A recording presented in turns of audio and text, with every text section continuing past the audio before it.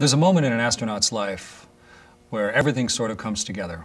It's on launch morning, the day that you're going to leave Earth. It's a day of procedures, of getting yourself ready, of getting dressed in the spacesuit, of having all those people help you, of doing the walkout with all of the media staring at you, and a bunch of sort of choreographed events. But it kind of all of a sudden changes when you're riding out in the vehicle that takes you towards the launch pad, and you're in Florida at the Kennedy Space Center, and you come around the corner, and there, sitting in the distance, is your spaceship.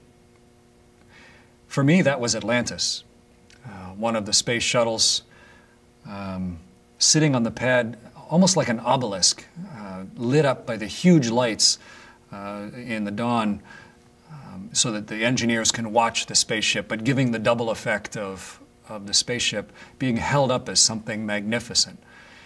And to have the combination of excitement and almost a sinking sensation in your stomach as you drive around the corner, realizing that this magnificent human creation, this pinnacle of engineering and design and thousands of years of human invention and creativity, wasn't just a beautiful, monumental type object on its own, but also the vehicle that is now going to take you away from the planet, that is going to yank you with tremendous power off the surface of the Earth and push you to space.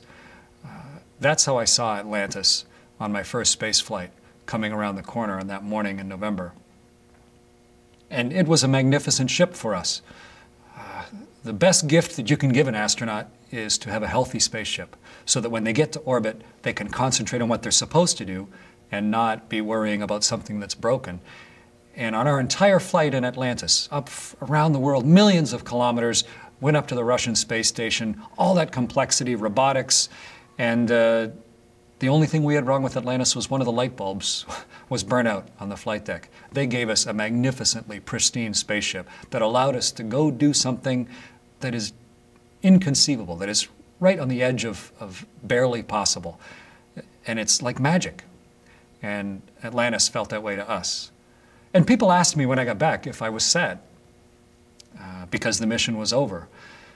But I wasn't that way at all. I felt that we had been part of something wondrous and magnificent, and in fact we had helped open doors for things that were going to follow behind us. And Atlantis was the tool, the hammer, the spanner, the vice grips that allowed us, this tool that allowed us to go do something that otherwise we couldn't have. And so I wasn't sad after the flight, and neither am I sad to see Atlantis retired. Atlantis has been a tremendous tool and instrument of exploration and discovery for us. It has served its purpose. It's an old vehicle. All vehicles have to eventually be retired. And they've been around for 30 years. They're great vehicles, but we have to take the lessons from those and move forward.